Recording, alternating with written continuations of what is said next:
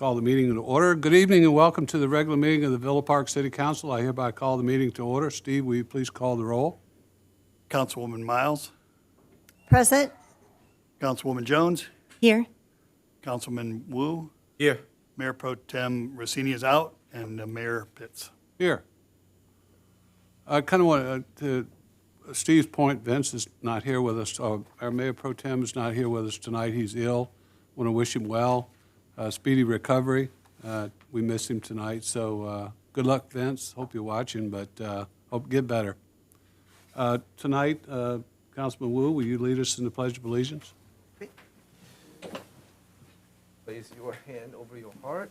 Ready, begin.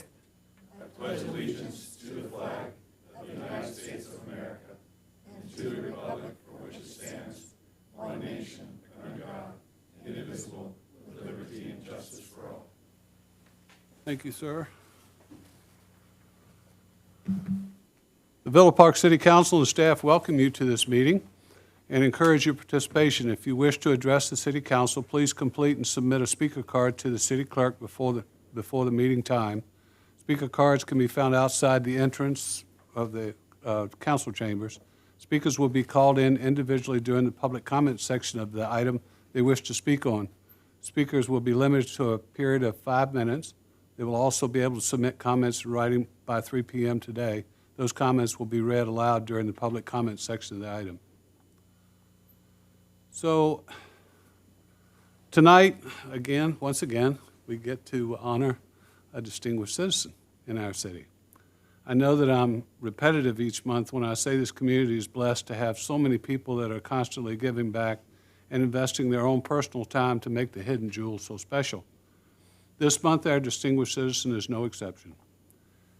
He has contributed his time and energy in so many ways to help foster knowledge, the growth of our youth, helping the less fortunate, and guiding our city as our mayor. I'm honored tonight to introduce our distinguished citizen to share some of his life story with you. Mr. Zimmerman, would you join us?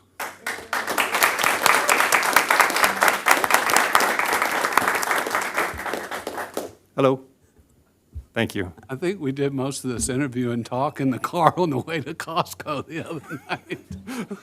So forgive me if I left something out. But Chad and his wife Margaret moved to Villa Park in 2007 from Orange.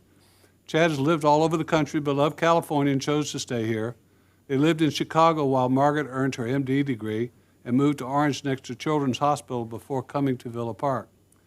They are blessed with 2 children, Will and Allie. I see Allie here tonight. Welcome. Chad has invested heavily in our community through his volunteerism. Chad has been and is an enthusiastic community volunteer around Villa Park since moving here in so many diverse ways and groups. He was involved with the Villa Park Cub Scout Pack 850 and was Cub Master for the pack. He was also chief for his daughter's Indian Princess tribe. Chad joined the Villa Park Rotary Club and was the club president during the 2017-18 year. His service also included being a member of the Rotary Endowment Board and was assistant district governor. I didn't even know that, and I'm in the Rotary Club, so congratulations. He also served as chair of the Vocational Avenue of Service and is the current chair of Youth Services. He spread out his wings into other parts of our community as well and has become the vice chair of the Villa Park Community Services Foundation. Chad served on our city council for 4 years and brought with him a legacy of diplomacy, trying to bridge the gap between both sides during his tenure on the council. He and Councilwoman Miles walked the street together and were both elected at the same time. And I too walked the streets and helped to get him elected because I knew he was always there for our city and would make a great council member because of the many wonderful things he stood for. He was elected mayor despite offering a different political viewpoint because while our views might differ, there's always a great amount of concern for our residents here in this city, well-being, and knowing that it's the drive to compromise for the entire council. During his tenure on the council, he also served as principal of the day at Serrano Elementary, Cervilla Middle, and Villa Park High School. He got all 3. One of his hobbies is beekeeping. He's successfully rescued several hives around Villa Park, responding to neighbors and friends on Nextdoor, Facebook, and calls from Serrano Water District. I don't know if I just gave him an advertisement or not, but he does have good honey. And last but not certainly least, he served as the Grand Marshal for the 2022 Villa Park Boat Parade. I asked Chad what his vision was for Villa Park, and he said Villa Park should never change, and we should all work to keep it that way today. I also asked him what he wanted to be remembered for, and he said, the guy you can count on out there and make things better for all concerned. Chad, we're extremely fortunate to have you and your family as part of this city. Proud of your accomplishments. Thank you for your service and all that you do for this city. Thank you. Thank you. I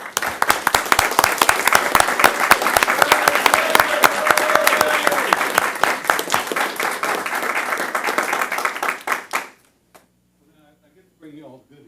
Awesome. My favorite.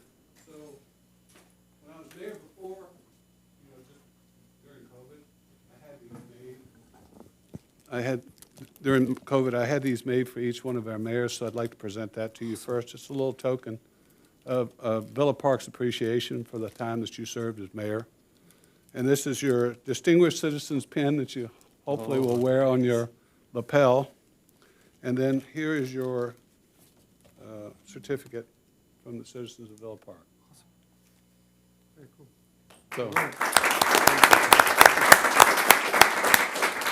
and the list doesn't stop there. Al, you come up. Chad, on behalf of Supervisor Don Wagner, I have a certificate of recognition to thank you for your years of service and for your dedicated service to the city of Villa Park. And it's people like you that make Villa Park what it is. Thank you for everything that you do.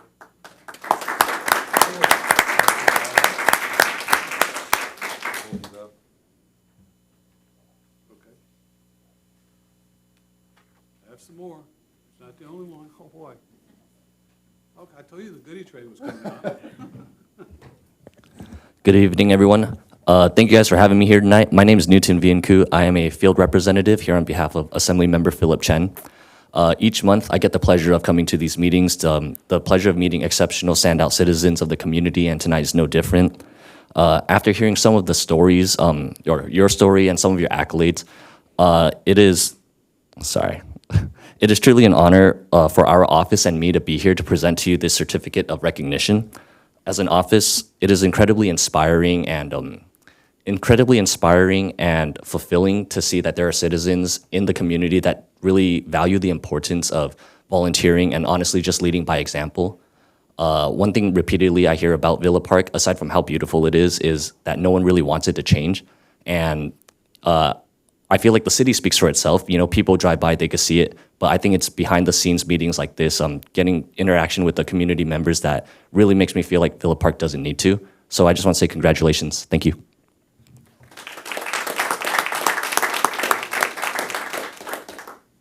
Last but certainly not least, I have a certificate here from Congresswoman Young Kim, who could not be here and be present tonight to present this to you, but she wanted me to give this to you, congratulate you, and thank you for your service to this community.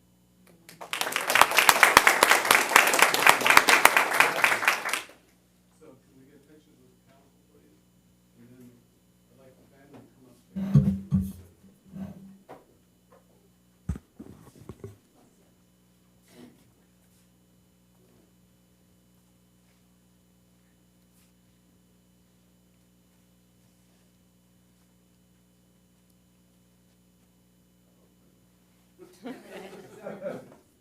Paparazzi. Okay,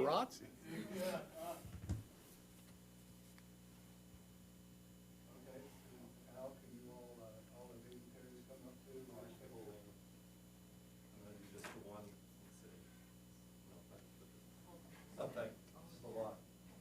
Can I trouble you for a picture on my Oh, phone? yeah. So, thank you. Definitely. Sorry about that.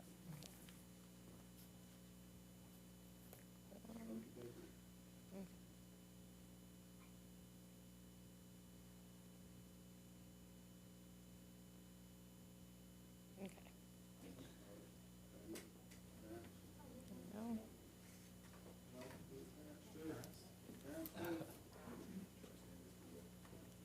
Send me that photo, that'd be great. Yep. In my cells there, so Okay, that's good.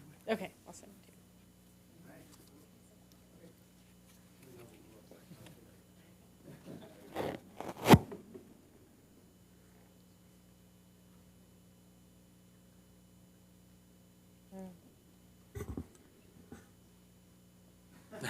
Did you guys want a picture on your phone?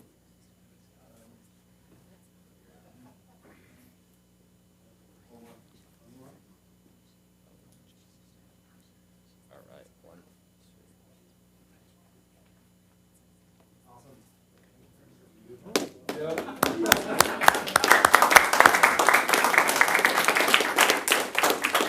So I'm going to say 2 words, and even just while you guys are sitting down. First of all, I just have to say thank you guys. It's an honor to receive this award from this council, my peers, people that I respect a great deal, and seeing you guys in place and then getting this means a lot to me. It's always weird getting awards without saying thank you to my wife and family and my parents, upon whom everything that I've done depends. Having the time to volunteer means that my wife does a little extra around the house, but then I get to give to community, so thank you. Yeah, friends here, great to see. Thanks for everybody that's out here, and it's a great honor to receive an award that's a lifetime achievement thing. I'm only being halfway, so I've got the other half to do more. So thank you all. Thank you.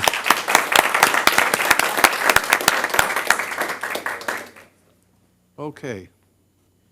Our next presentation is from the City of Hope, and we'll ask Rachel to come up and share her information with us. Looking forward to it. Thank you for coming. Sure, thanks for having me. Good evening, Mayor Pitts, City Council members, and staff. Thank you so much for having me. And I just want to start off by introducing myself. So I am actually originally from Orange County. I've been with the City of Hope Orange County for a little over 2 years. Prior to City of Hope, I worked at Cedars-Sinai in Los Angeles. And I currently sit on the board of directors for the Orange County Hispanic Chamber of Commerce. And yes, Hang on a second. is it too loud? There's a party out there. Let them get outside. So we don't want them to interrupt you. Go ahead. I'm sorry.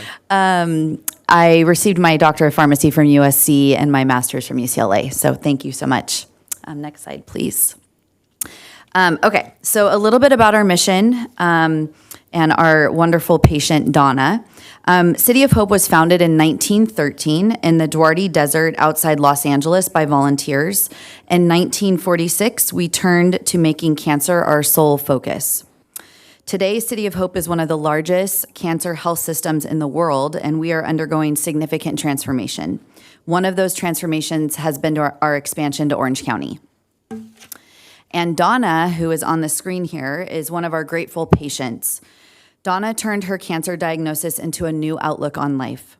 She is now one of our biggest advocates and launched an Instagram handle called Cancer Fashion. Her handle is @CancerFashionista, and she's fighting cancer one outfit at a time. And she is just one of 3.2 million reasons that we came to Orange County. Next slide, please. So this is just representing some of our expansion. City of Hope, as I mentioned, is cancer focused. We recently joined forces, I don't know if you're familiar with Cancer Treatment Centers of America, and they are now actually branded as City of Hope. So there's City of Hope Phoenix, City of Hope Chicago, and City of Hope Atlanta. In addition to that, we operate TGen, which is a biomedical research institute in Phoenix, and we founded Access Hope, which offers access to oncology expertise through employers. Sorry, next slide. A little bit about the technology that's been pioneered at City of Hope. 4 of the world's most widely used breakthrough cancer drugs, which are Herceptin, Erbitux, Rituxan, and Avastin, are based on technology that was pioneered at City of Hope. And I'm sure everyone's familiar with diabetes. City of Hope founded synthetic human insulin, which is used to treat millions of people today. Next slide. So we divide our focus into 4 main areas. First one is we bring cancer care closer to home through our extensive clinical care network. Number 2, we partner with philanthropists to fuel our innovation. Even before we had a presence in OC, we ranked among the top 10 institutions by giving. Number 3, we are a large research engine that develops new treatments and technologies years before they become standard of care. And number 4, biotech. We produce many of our treatments on site, which speeds their development from bench to bedside at record speed. And we're we've brought all of this to Orange County. And I'd like to invite you to watch a quick video featuring two of our physicians.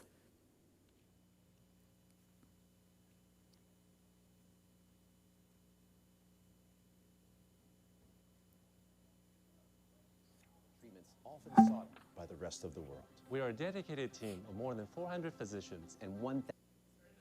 Sure. It's just a brief overview. We are the first light after a cancer diagnosis.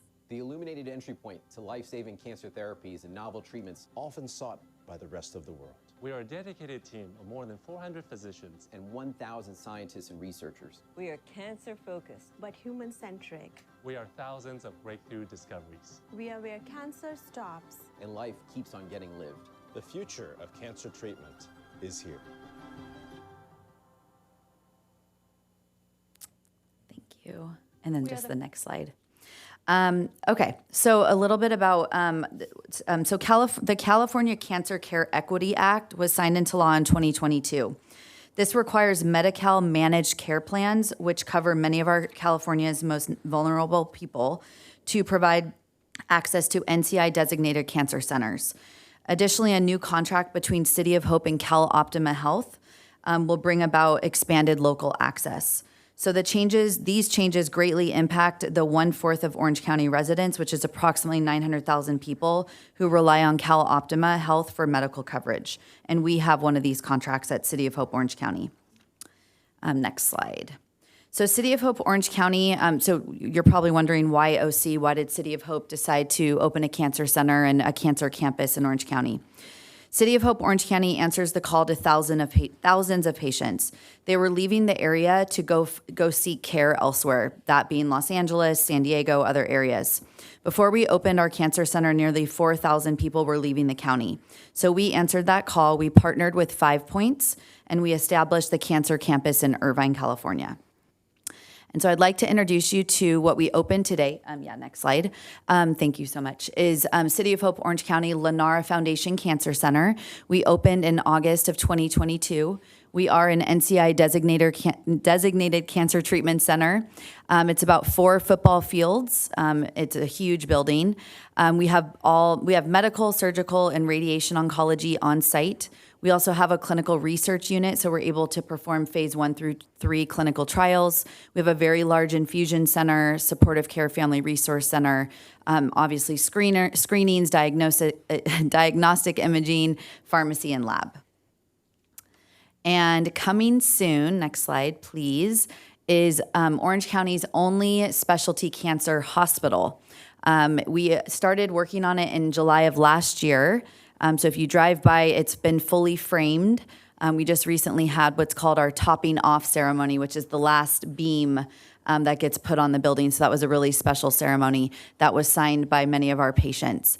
And that's going to be another 3+ football fields. It's 6 stories high, and it'll be about 73 beds. And we're really excited, and it's right next door to the cancer center. Next slide, please. All right, and when you put these 2 buildings together, they formed kind of the centerpiece of our regional network.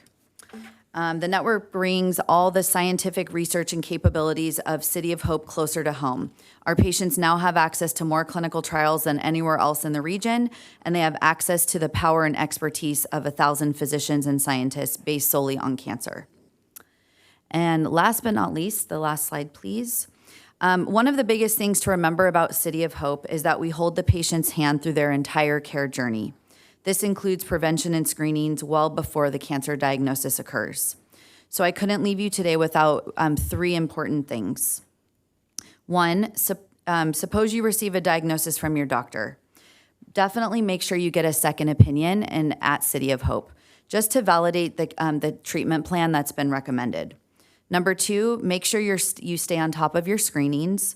And number 3, build healthy habits. Our team is here to support you through the entire journey.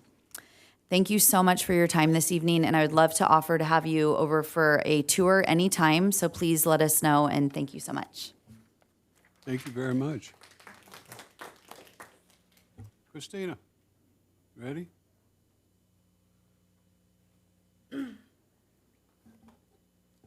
Hi, welcome. Welcome. Thank you. Thank you for inviting me tonight.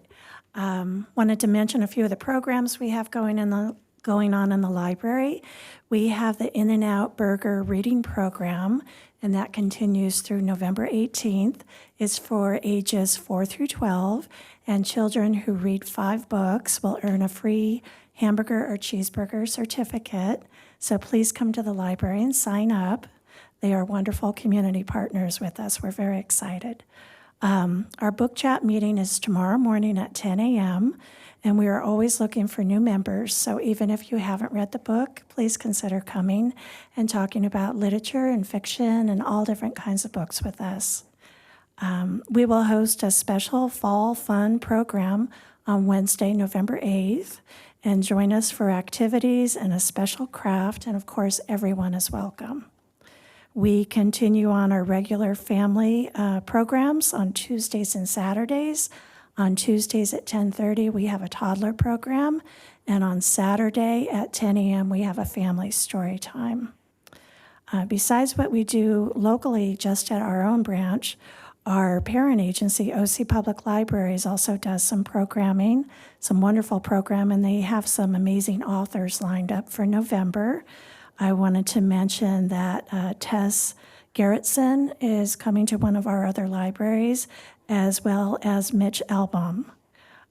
Look on our website or call our library for more information about that. And the last thing that I wanted to mention is with the holidays coming up and families will gather, I wanted to remind everybody that our library system does subscribe to genealogy databases. We have 3 different genealogy databases. If you'd like to research your family or your family tree, you do need to come to the library and use it in person, but we're happy to help. And just keep that in mind. And that's all I had tonight. Thank you very much. Thank you. Appreciate it. Can I ask the Cancer of Hope, Sure. City of Hope, can you leave your contact info with our city manager? I would love to take you up on that offer of a tour. I'm going to send an email too. Fantastic. Good. Thank you. Thank you. AJ. Thank you, sir. Good evening. Stop staring at my lip.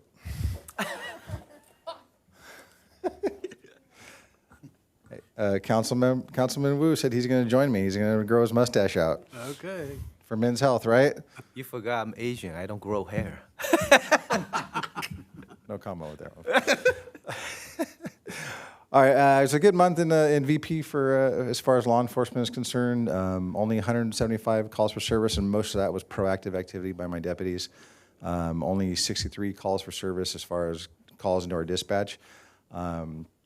Our deputies were really busy getting some criminals off the street that were passing through the city. A couple of DUIs, a couple of narcotic violations, one of them which was pretty significant. And one of my favorite stories over the last month, we actually had a burglar that's been basically at it in Villa Park and various cities in Orange County for about 15 months. And our investigators and my direct enforcement team have been tracking this guy and tracking him down. And we tracked him to Villa Park last week and got him in progress and tracked him down, got him with all the stolen goods, connected him to 10 cases. So he is currently a guest in our hotel, and he'll be there for a while. So I'm really proud of what our guys did on that one. And more importantly, all the stuff that was stolen that day was returned to the homeowner. So, Thank you. And on that note, what we discovered about this particular guy's method, and many like him, there are houses that are kind of secluded on streets, surrounded by a lot of shrubbery. They don't have a lot of good lighting. So we really want to encourage people to, I like having my privacy too, but at nighttime, put some lights on, put some light timers on, minimally put some motion lights in place, because this guy was basically targeting very dark properties that he can get in and out of without being seen, right? And he was casing them for weeks at a time. So, and our guys were tracking him while he was doing it. It was pretty cool to watch. So, So that's kind of our advice, is really increase the lighting, especially now it's getting darker sooner. So this guy was basically waiting. He would watch your patterns of behavior. Soon after the sun would go down, family members would go out to dinner. He comes in, he's there for 10 minutes, and he's gone. Doing it by himself? By himself. Most people do act in crews, but this particular gentleman was doing it all by himself. So, and he was pretty successful for a while, but we got him. So I'm very proud of the guys there.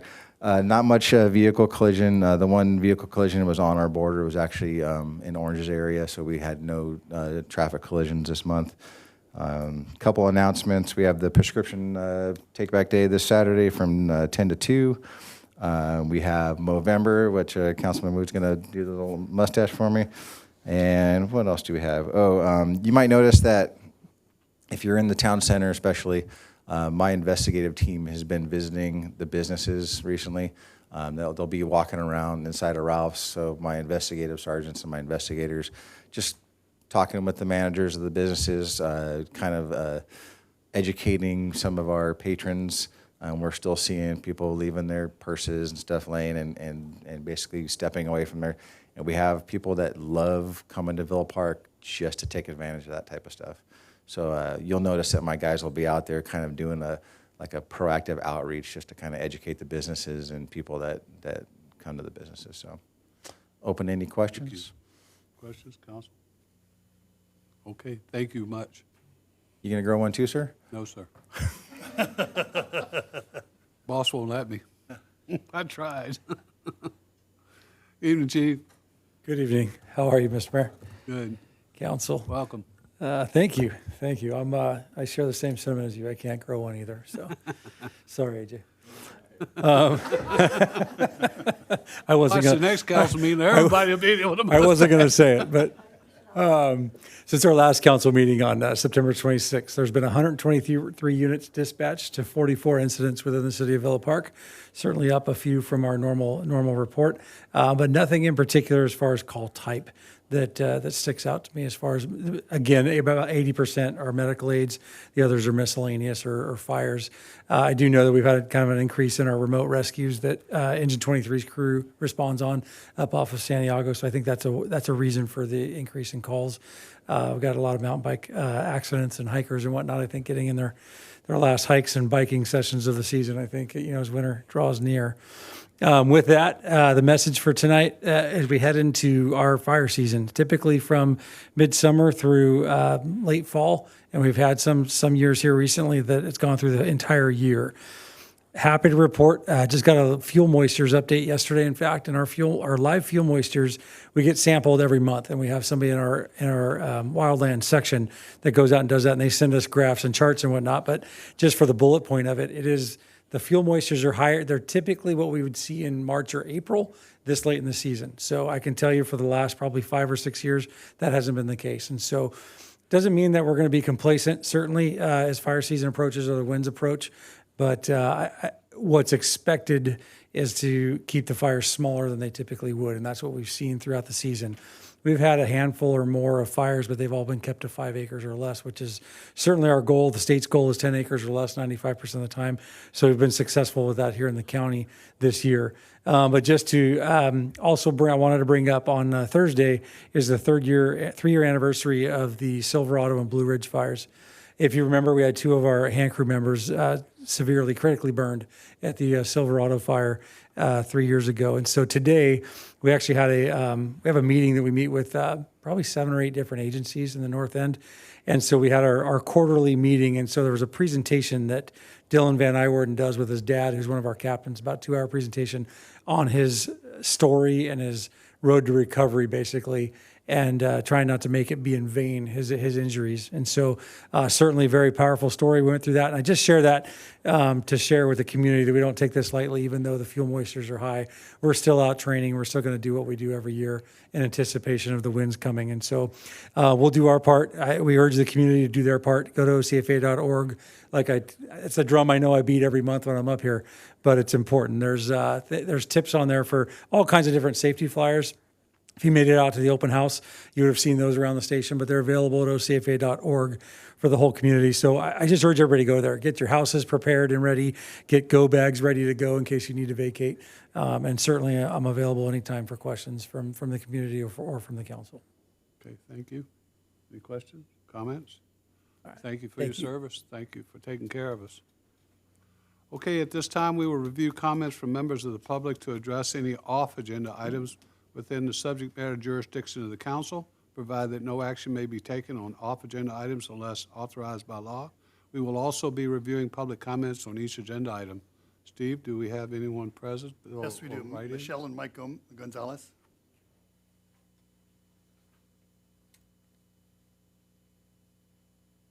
Good evening. Hello. You all state your name and Yeah.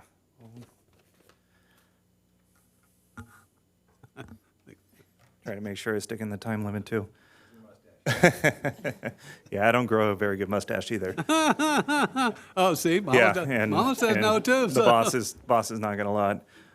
My name is Mike Gonzalez. This is Michelle Gonzalez. We live at 18201 Montana Circle in Villa Park, over near the elementary school. We come tonight because a couple of things is we've started a garage project, or haven't started, actually have completed a garage project, which has a driveway entrance on DeVita Lane. Normally, our driveway entrance is on Montana Circle. We started this project about 2.5 years ago, started with our architect, and we come before you tonight because we haven't been able to finish the driveway. And the whole process that we've dealt with the city is something that Michelle and I feel like we wanted to share with you guys. It has been very frustrating, sad for us, having been residents of the city for 17 years. It's been a rough process. So to give you a little background, we engaged an architect for the redesign of our garage, and they reached out to the city with a sketch proposing the driveway entrance on DeVita Lane. The sketch was looked at, commented by some people, no real holdups on that. We were told we needed to get a building permit for the structure and an encroachment permit for the driveway entrance. So we did. We went through the whole planning process. Our architect cost us about $18,000 to do. We applied for the building permit and the encroachment permit, of which we got both back. Encroachment permit came first, came from Justin Rubanski, and said, here's the encroachment permit for your driveway entrance. The building permit came back. The building permit came in an email, and the other one came in an email too. The building permit does have an expiration. The email does have an expiration date in it. The building permit email and the actual permit don't have an expiration date on it, so we thought we were good. We went through the process, the encroachment permit. We went through the process of selecting a contractor. They did the work, started the work in March of this year. And everything was going fine right up until the point where we had poured the driveway down to where the curb apron was. And we were told that the city comes and pours the curb apron. And so we said, let's go to the city and ask them to come pour that last section. Our contractor went over to the city. They were told they needed to file for a permit again, which we paid another $400 for. And the response came back was pretty vague. Our contractor didn't understand what the problem was. So Michelle went over and met with Hamid, and we were told that the driveway wouldn't be allowed, as was previously permitted, and that in order to be able to put the driveway there, that we needed to move it down 25 feet. Now, we had completed construction and we had done everything that we intended to do, and moving it 25 feet was going to cost us a lot of money. So we were angry. We reached out to our architect thinking they made the error. They provided all the permit documentation to the building department, and we were told that we didn't have the right permitting, that we needed different permitting, that we had a building permit, didn't have an encroachment permit, and that we weren't going to be allowed to finish the driveway as it was. Since then, we have engaged an attorney to try to resolve the situation. We've met with Steve and Todd at the city, and we have gone back and forth on a bunch of items. And where we stand right now is that the driveway, I think the driveway will be able to be poured, but we'll have some pretty significant limitations, of which some we don't really care about. Some of the, shrubs and fencing and everything we've kept low. The corner may need to be painted red, which we don't love, but nobody really parks on the corner either. The trouble we're having is possibly with the indemnification, which we haven't seen yet. And we've been told by our attorney that the indemnification may nullify some of our insurance coverage. And the indemnification is going to arrive with a piece of property for the life of the property, which is hard for us because it may hurt property value. So what we're asking for is we'd really like to finish the driveway as we originally planned and was permitted. If we can't do that, and the indemnification is something that our attorneys won't allow us to sign, is we need to redesign the property so it looks like that's what we intended to do, not a driveway that kind of leads to nowhere or a driveway that we can't use. We've met with our landscape architect to come up with some ideas. But if we can't finish the driveway as we originally intended, we would consider redesigning the yard to make it look like it should look. If we have to go through that, like, we would ask that the city participate in the cost for that. Is we don't feel like we've done anything wrong in this process. In fact, we feel like we went out of our way to do everything right. And we're now here before you guys because we're not getting to resolution. This was a 3 to 4 month project, and I'm in month number 8 now. And so it has been really frustrating, in addition to the fact that we've retained an attorney and we're out those costs too. So we did want to come and share it with you. We've got plenty of information. I don't know that you guys really want to read it all. But it has been a frustrating process for us. So, Well, if you'll do me a favor and leave the information with Alyssa, Yep. she'll distribute it to the council so Okay. that we can take it under advisement and speak with the city staff about what's been going on for you. okay. I appreciate your time. Okay, Thank you. Thank you.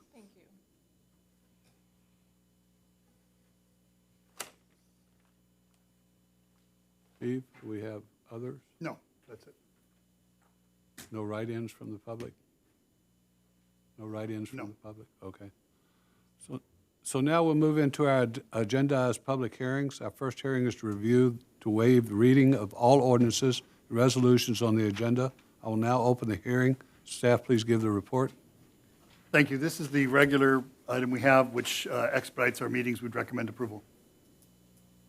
Is there anyone here to No, speak? nobody here to speak. No one, okay. Do I have a motion? I'll now close the hearing. Do I have a motion?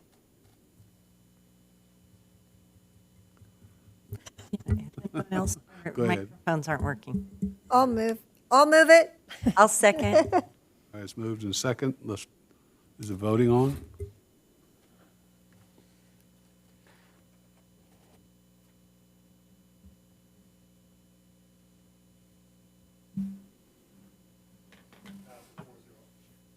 Okay. Our next hearing is regarding conditional use permit 2023-03 on 9572 Bryn Mawr Drive. I'll now open the hearing. Staff, please give the report. Thank you.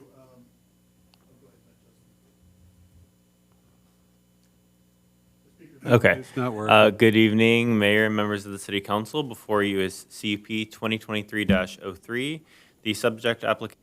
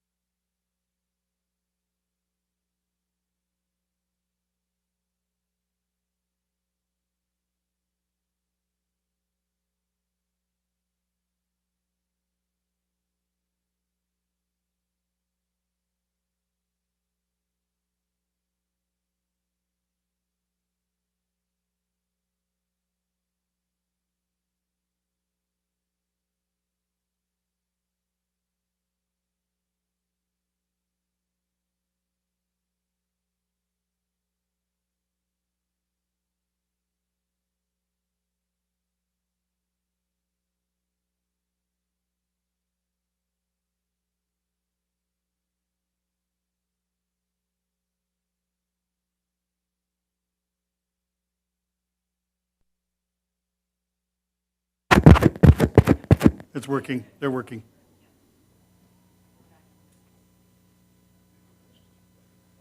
Hmm? No, let me, I'll get that out to everyone, because there's potential litigation, so.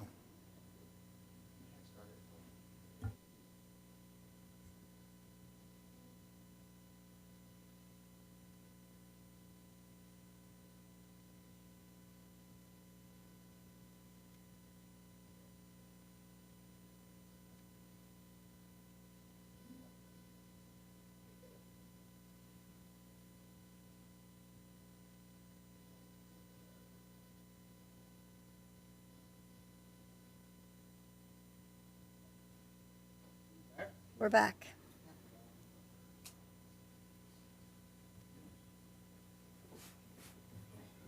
It's on. Testing, 1, 2, 3. Okay. I think we're ready to go. Oh, do we need Alyssa? Do we No, need we're good. Alyssa? We're good. Okay. So, any comments, questions about the, yes, ma'am? I just want to comment, I know they're not here because they're traveling, I think, for the Garcia's husband's work, but really appreciative of the fact that they reached out, and I'm pretty sure most of us went, but really appreciative that they reached out, again, asked permission instead of forgiveness. We're very communicative and open, and again, securing those letters of support that builds, good good neighborly efforts. So I'm fully in support of this. Anything? Councilman, anything? We have a speaker. Okay. Dawn Alsgaard.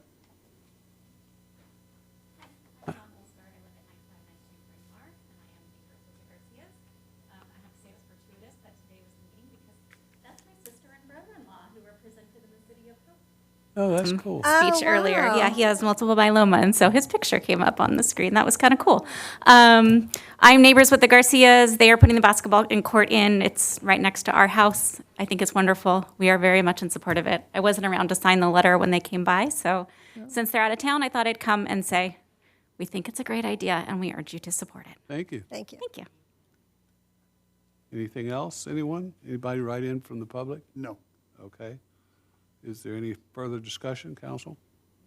I'll move the item. Okay. I'll second it. Moved and second. Let's vote, please.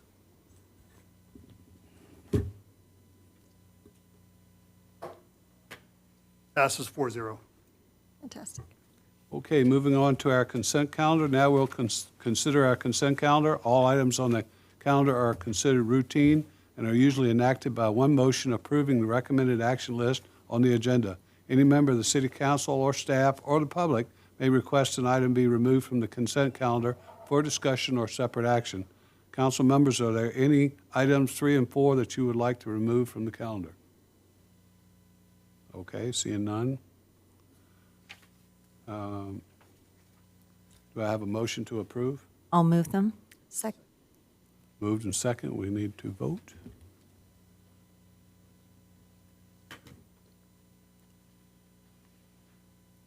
Steve? Passes 4-0. Thank you. Okay. Our first item of new business regarding the approval of a consultant contract for completion of the general plan housing element update. Steve, will you please give us a report? Thank you, Mayor. As you're aware, we have been working for some time, many years actually, on the 6th cycle housing update as required by the state. We have received several months ago, I think in July, we received a letter from, August actually, we received a letter from the state saying we were in statutory compliance, but we will not receive certification until we are fully compliant with state law, which requires us to update our general plan, provide a number of statistical analysis, et cetera, and also complete our zoning elements, so that's part of the law. So we have to rezone before we can get this HCD certification. So we, as you recall, we went out to bid for our planning function. With that, we also asked the question, who would be willing to help us on the planning, on the completion of the housing element. We received a comparable cost as our planning, which was on the high side. So in discussing this with our current contractor, which was Kimley Horn, we talked to them, and they had the ones you recall that got us the statutory compliance. They came back with a multi-phased plan that would help us, they believe, by the end of this fiscal year, June 30th, that we would have full compliance and have certification from HCD. They're the ones that have been negotiating and discussing with HCD, et cetera. Their rates are right around, we had budgeted 100 and they came in slightly under where we thought we'd be, so we're very happy. They also indicated, HCD has indicated to them, there's going to be a number of follow-up actions. So in other words, if we get approval and get compliance, they're going to come back and ask for progress and certain things we have to take care of. Otherwise, they can withdraw our certification at some point. So they've basically given us a plan to get to that point over the next couple of years.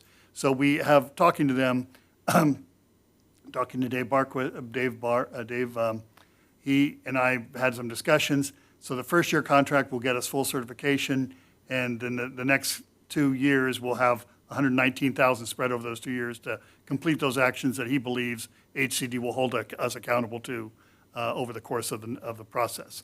So we're recommending that we use Kimley Horn. I think they're very familiar. They're going to hit the ground running. In fact, they're ready right now to start, and they would be here tonight, but I told them not necessary. They are local. They're very familiar with our plan. They've been working with us for, last year, basically.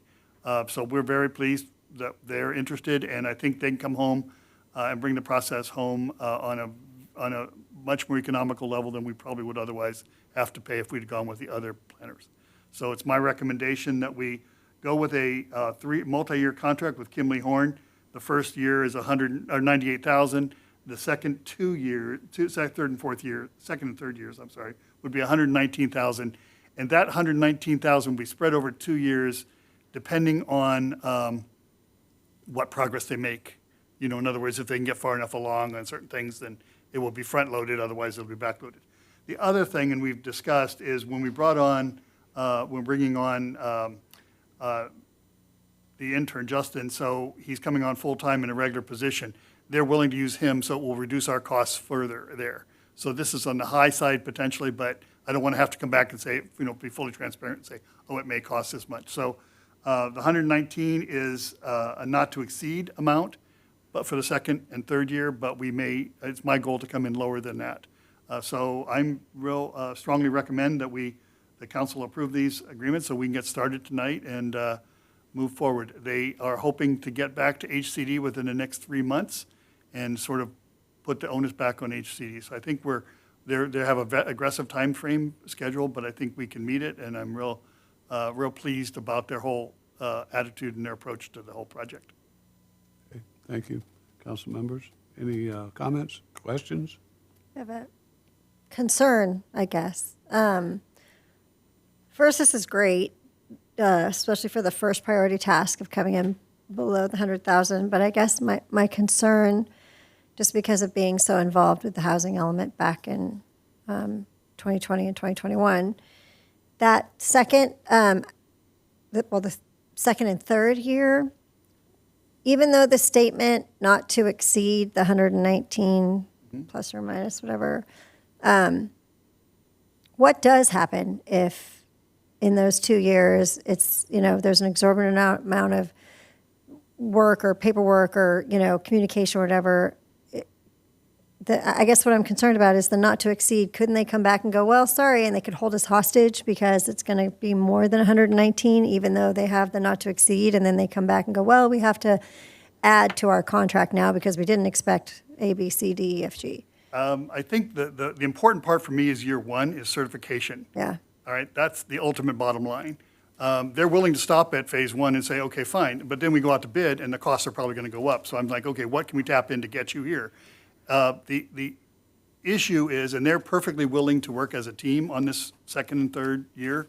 So that's my goal, is to work in there. And with any contractor, they can come back and say the work, HCD's requiring X amount of Z.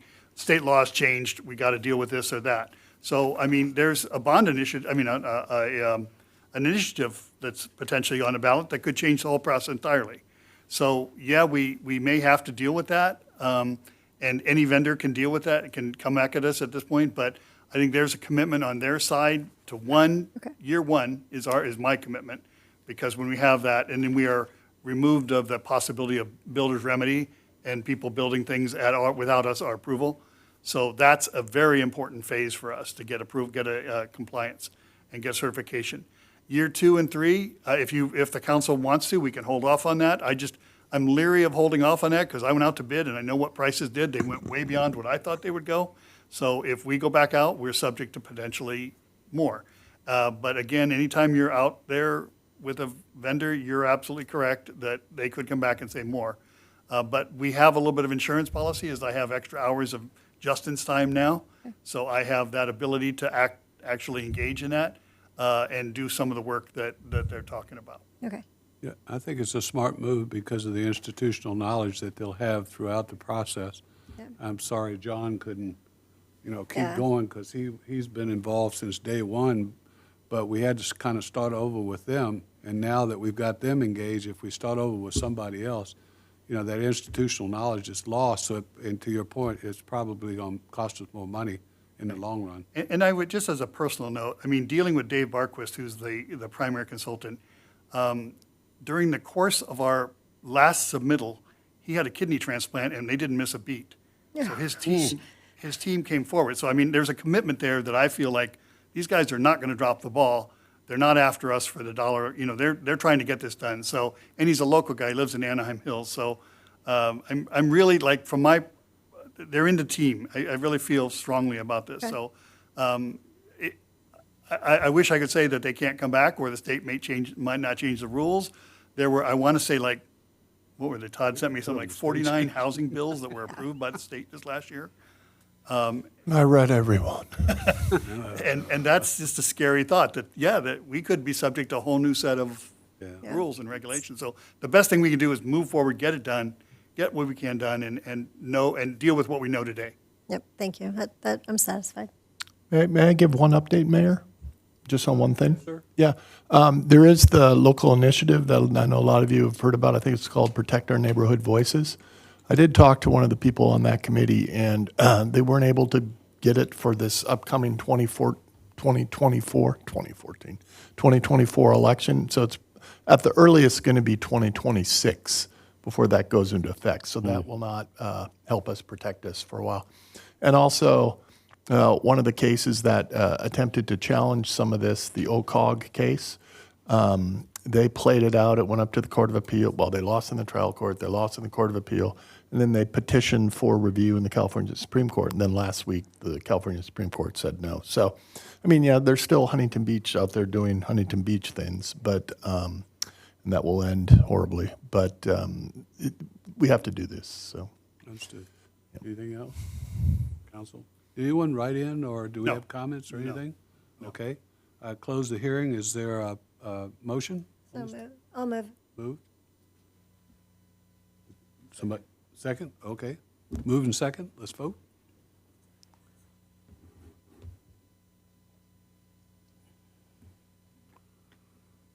Passes 4-0. Okay, our next item of new business is regarding MAH Engineering Incorporated for traffic engineering services. Steve, will you please give us the report? Yeah, over the course of our project, for the street project and, CUPs and variances and things we've had to deal with a number of traffic engineering services. We do not have a traffic engineer in-house that's licensed or registered. I guess they're a registered traffic engineer, which is a state certification. Anyway, so we've had to go out and purchase those from vendors or who's available, et cetera, on a kind of an ad hoc basis, which tends to be fairly expensive from my perspective. And I'm like, we need to kind of get some resource that we have.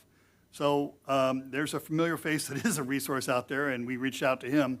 Akram has said, look, I'm a registered, and you can, on a case-by-case basis, I can deal with it. And I said, okay, well, look, I'm going to cap you so you're not just, whenever. But if we need you, I don't have to then go out to bid and try and see whatever. So what we're doing is basically putting a contract in place. It is $20,000. I have the authority to do it for $20,000, but I thought, I'm not going to do that without council approval because I just think that's too much money to not have visibility. And then secondly, so we could spend, and typically on a project, just an evaluation of a street access, it's $2,500. So we're not talking a lot of projects here, like 8 to 10, and we're using up all our money. So we're just talking about the potential to use it. Again, it's a maximum. And we have a rate in there, 157 per hour, which is, again, cheaper than what it would cost. There's a planner or anything like that. So we're very fortunate that Akram's willing to do this. I keep teasing him about it, but he's got 50 years of experience. He knows Villa Park like the back of his hand. So we're fortunate, and we can just tap into him, pick him up and call him. It'll also expedite our review process. So we do like to review things and have plan check done in 30 days, so this helps us keep the process moving. So with that, I'm recommending approval of a contract not to exceed $20,000 with MAH Engineering, which is basically Akram. Are those his initials? Yes, actually, his first name is Muhammad, but for obvious reasons, he decided not to go be known by Muhammad because he just didn't think that was as appropriate. So anyway. Back to the institutional knowledge, right? Yes. Okay, council members, any comments, I think it's questions? awesome because he definitely knows Villa Park, so good call. Anything? Okay. Anybody write in, Steve? No. Okay. Close the hearing. Is there a motion on the matter? Motion and second. We vote. Passes 4-0. Be nice to see him around here some more. Yeah. Okay. I think his wife wants him out of the house. He's retired. I think his wife just wants him. His wife's the president of the company. You see that in the contract? The boss. That's a good way to do it. Form a company so you get rid of your husband when he comes home for retirement. Okay. Steve, I guess we'll move on to the city manager report now. Yes, thank you, Council. There's the monthly report here. One of the things is just getting things ready to be geared forward with the general plan and this housing update. We will have to do a lot of outreach and things like that, public outreach, so there'll be some things going on. I'll just alert you heads on. There's a number of things that are happening. We just had the license plate reader town hall. We received several people with questions and concerns. So we'll be scheduling probably in November a second town hall. We don't have the date yet because the captain and his staff have their homework assignment and be able to come back with some definitive items with respect to the questions asked. But we'll be doing that. So if people want to look forward to that, we'll be sending out something, make sure it's publicly noticed, and hopefully we'll get the notice out to everybody and get some wide attendance. The other thing too is we are approaching the holiday season. So with that in mind, I would just ask people to check in the website and also check the foundation website because they're the ones that technically schedule things. We take the information they give us. So I want to make sure that, there's a couple of resources that people have to find out when things are, where the routes are, and those kinds of things. We aren't the initiator of some of this, so probably the best source is the Villa Park Community Services Foundation, and I would just ask that people just check in. A Halloween Fest this weekend, and then shortly thereafter, before you know it, we'll be having the Marine Thanksgiving, then we'll have the Santa Tour, then we'll be having the boat parade. So over the course of the next 45 days will be a pretty busy time in Villa Park. And again, we're here to answer as many questions as we can, but I would ask the people also to check with the foundation because they're probably going to have more accurate, up-to-date information. Hey, Mayor, one thing on that, and I apologize for interrupting. So I'm city attorney in Yorba Linda, and we got those flock cameras. Almost every meeting, our police chief, Chief Walewa says, and we caught a person because of the flock cameras. And people freak because they think, people are tracking you, but that's not how it works. It's really very criminal specific, for what it's worth. So if you want Mayor Hernandez, or I don't know if Joseph is available, to come to your thing to explain that, it would be for what it's worth. Thank you. Appreciate it. Okay. Any questions for Steve?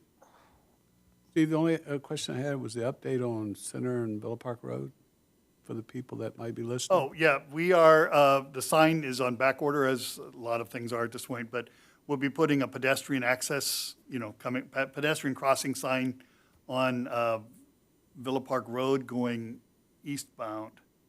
Okay. Because westbound, Lemon serves as that slowing point. Buffer. We don't have anything after you pass Wanda.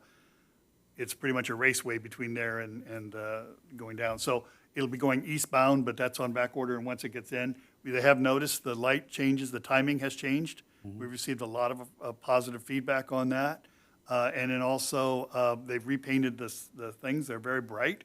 If you miss them, you're really not looking, and you're not paying attention to it. So what we're trying to do is put more advanced warning that there's pedestrians out at crosswalk ahead, and that's where we're at. I know the sheriff is also spending some extra time patrolling on there, but the problem is, the minute the sheriff leaves, speeding resumes. It's, you know. Well, it's not just the speeding, it's the running of the red light. You know, that's even more dangerous than, 4 or 5 miles an hour or whatever. When they're running 60, 65 miles an hour, that's a bad thing.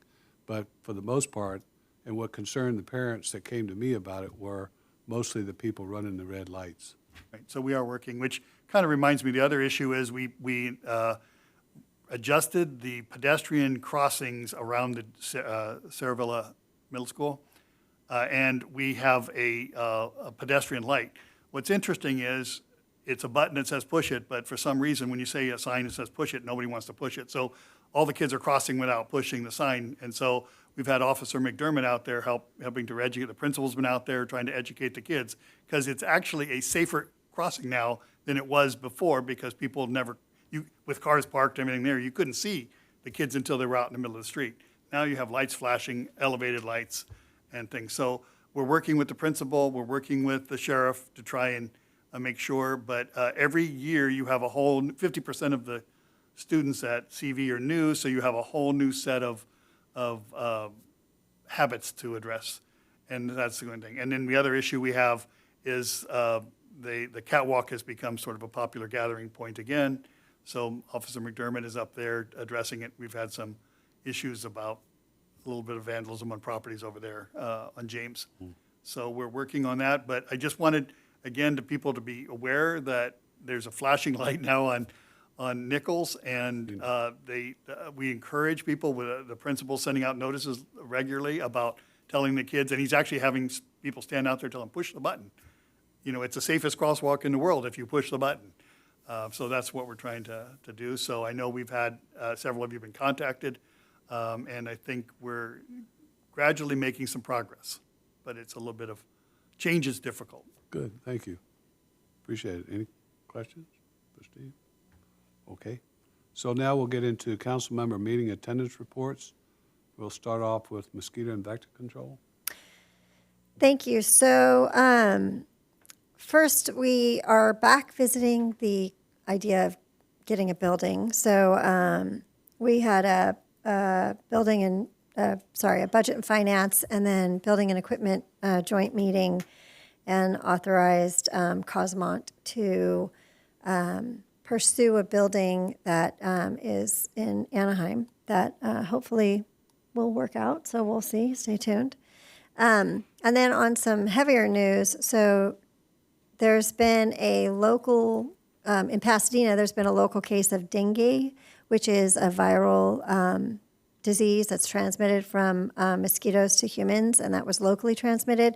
Orange County has 9 cases of travel-related dengue, which means that they went somewhere else, believed to contract the disease somewhere else, and then brought it back here. So the travel-related diseases in Orange County is not that abnormal, but the locally transmitted one in Pasadena. So that's getting monitored, and there's protocols that they're following. And but even kind of more distressing news is that Villa Park actually now has positive mosquito samples for West Nile virus. So on 10/18, staff collected 55 southern house mosquitoes from a trap located around North Wanda Road and Villa Park Road. And the mosquitoes found in the trap are the main carriers of West Nile virus in the county. These particular mosquito samples collected tested positive for West Nile virus. So in response, district staff, and I think there's one flying around right here, district staff will be increasing awareness in the area through posted signs, additional information to residents, and then the laboratory staff will be conducting additional trapping in the area, so you should be seeing a lot more of the vector control presence in that area.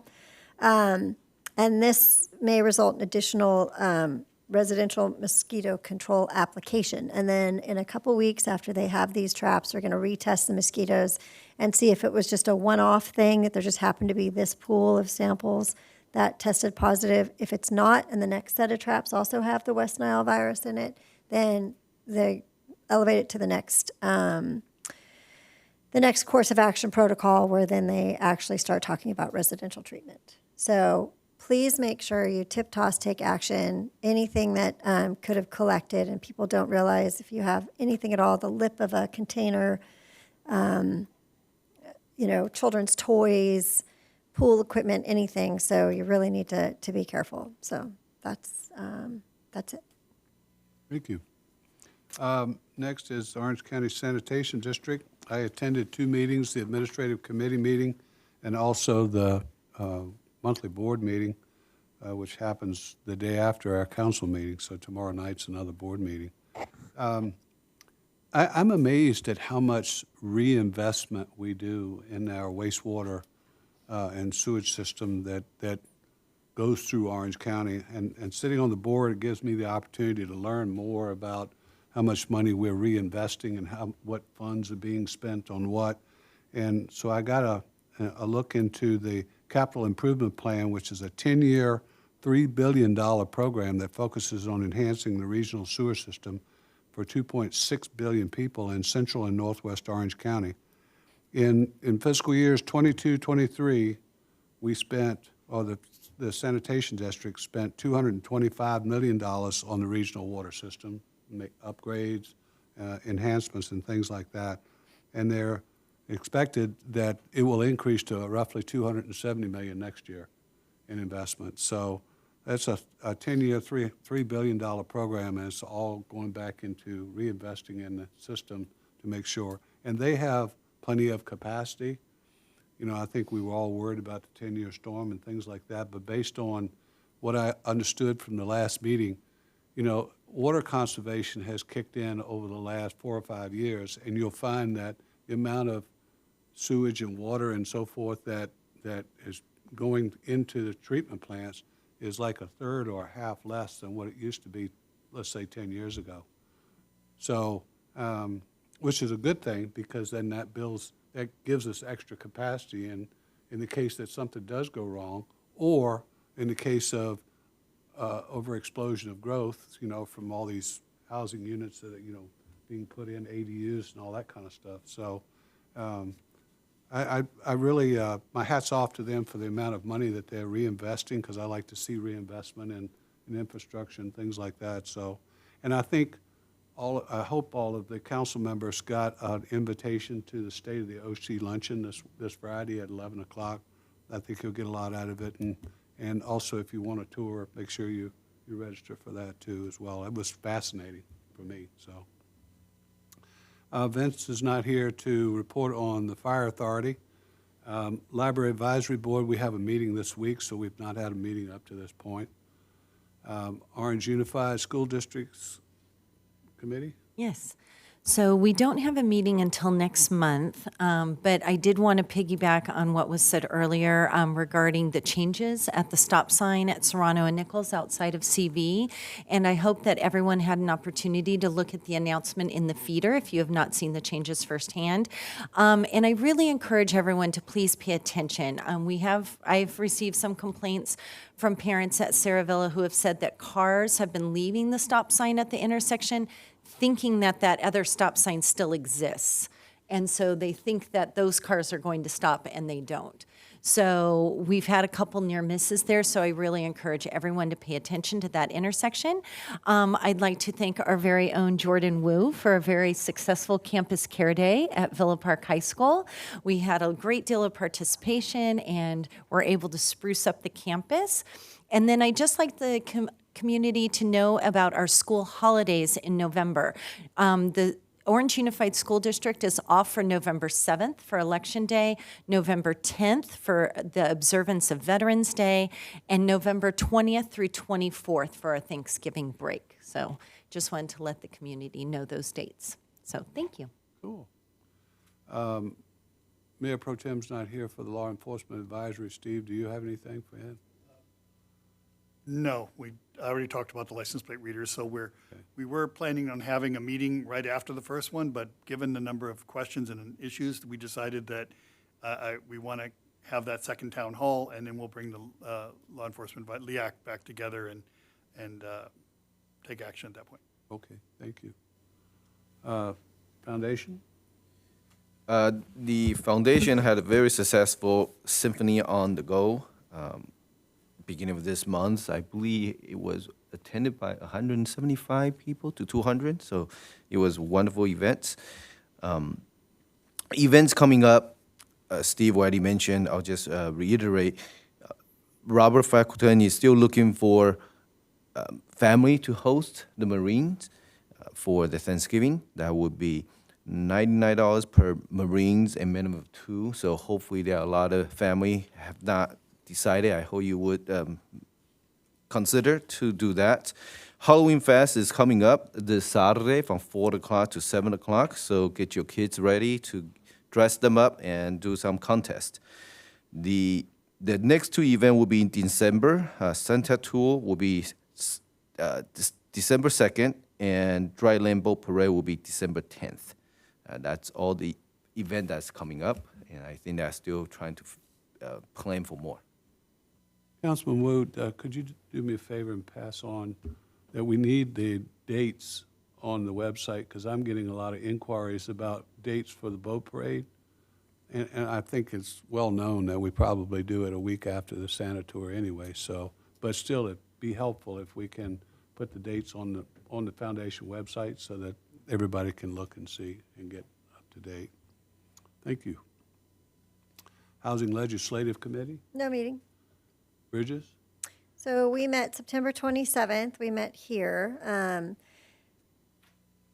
I like offering Villa Park. I think that we've definitely had a quorum, because in the past we've had issues with quorum. We've tried to have our meetings at different locations, and it seems like for the North Spa, this is kind of a very convenient area, and so we've actually had full rooms, which has been really nice.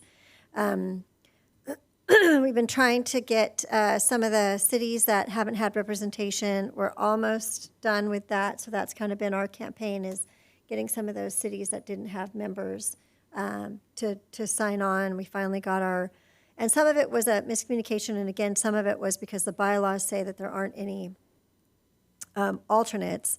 So for instance, like the police chief, well, we're now going to start the process of working on the bylaws to be able to allow the police chief to maybe designate somebody in his stead. But in the meantime, having it here, it seems like it's been really popular. I want to appreciate city staff, because they host with coffee. That might help a little bit because there's coffee. But from the last meeting, Bridges at Creamer Place had been undergoing some construction. That is finished. So at the time, they were only, even though they have a 200-bed capacity, they only had room for about 107 with the construction. When the construction finally finished, they're back up to 170 people. They weren't at a complete 200 because there was a little bit of an outbreak of COVID. But we're supposed to have a meeting in December, but we approved the calendar and kind of shifted some dates. So I think we might not have the December meeting and start over in January. So that will be to be determined, but that's it. Oh, thank you. Senior Citizens Advisory? So that one, gosh, I have a lot of that. But so the Senior Citizens Advisory, we're this close. We finally got the bylaws. So we had the bylaws, the ad hoc committee, which I was part of, presented it. There was some discussion, great discussion, but some minor changes or some additions. And it's so slow. It takes like a month after month. So this last meeting that we just met last week, last Friday for the general SCAC, Thursday for the housing and transportation, but the general SCAC meeting, we presented some of the changes that were there, and we passed it, which was like fantastic, because that again includes alternates and whatnot. So then I just found out that it had to go back to the County Board of Supervisors legal. They are okay with everything that we approved, and so coming up in 2 weeks at the next meeting, then it'll actually be adopted, which will be fantastic. And then I've talked about the master plan on aging, and Patty Mouton, who is one of our Senior Citizens Advisory Council members. Oh, and the name is changing. That was one of the things we voted on. And it's Orange County Older Adults Commission is what our new name is. So, but that will be officially announced when next meeting. But Mastering the Master Plan event is a virtual event that's going to be held on Zoom November 3rd, 2023 from 9 to 11 a.m. And there's a flyer and a link, and I'll forward it to staff if you don't already have it so we can put it on the feeder. But this event features speakers from the leadership of the OCASC, which is the Orange County Aging Services Collaborative. Patty Mouton is the chair of that. She's phenomenal. It also includes the Orange County Office on Aging, which is, we fall under that. SCAC falls under the Office on Aging.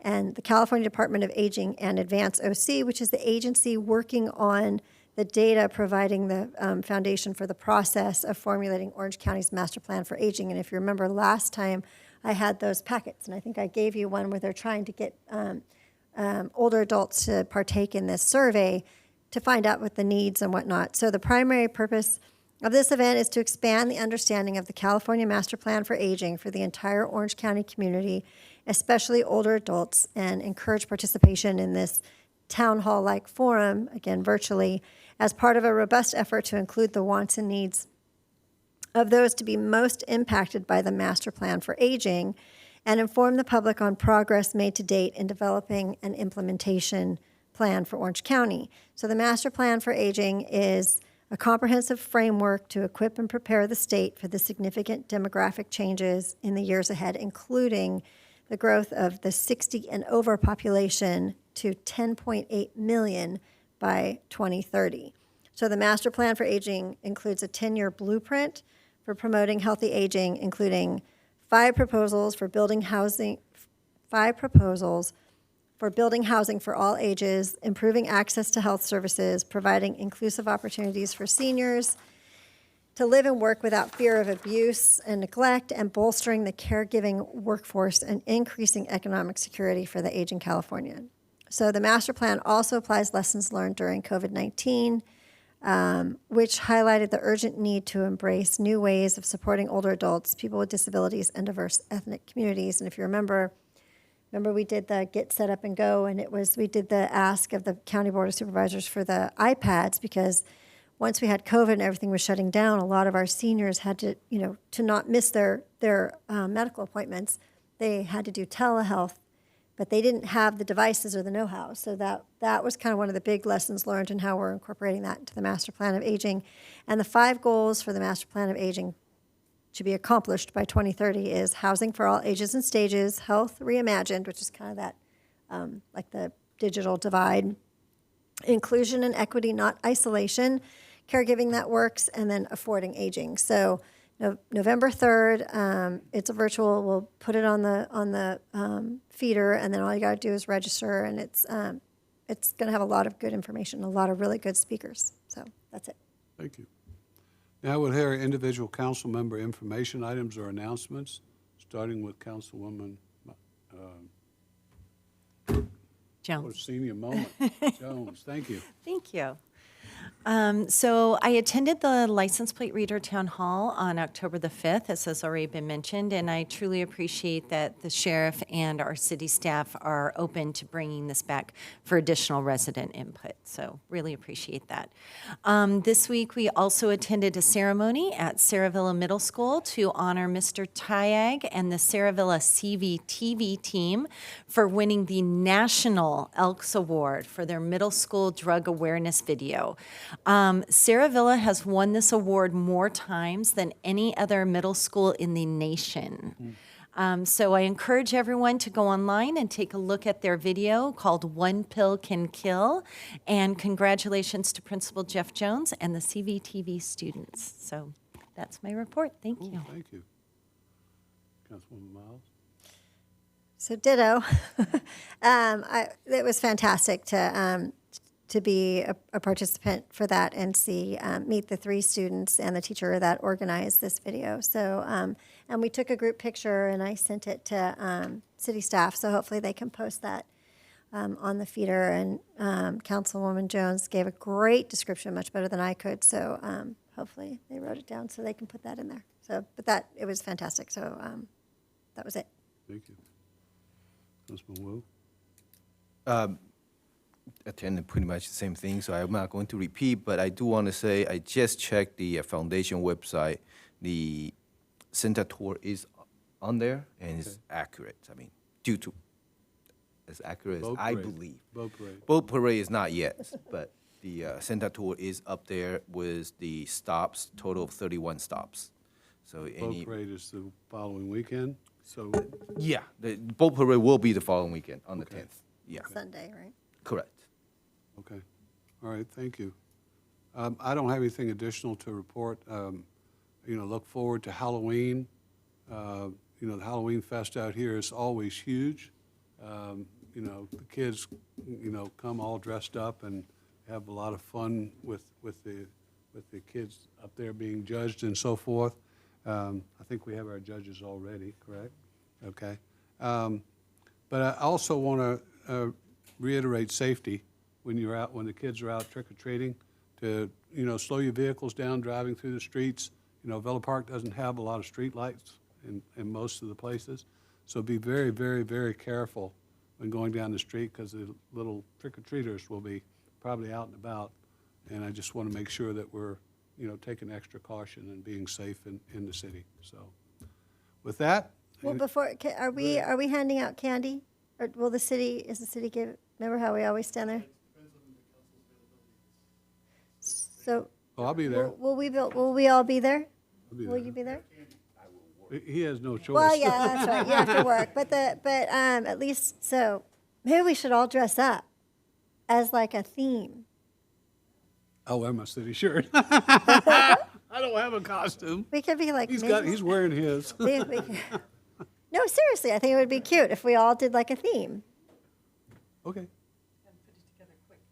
Well, we have to do it now because Brown Act, we can't talk, so we have to. Send it to Steve. Send it to Steve. I will Okay, defend okay. any lawsuit about Halloween. Okay, all right, we'll talk about costumes. Okay, all right, I think that would be great. Okay. Okay. Thank you all for tonight. Appreciate your service, and we'll adjourn the meeting until the next regular city council meeting on November the 14th at 6:30 p.m. Thank you.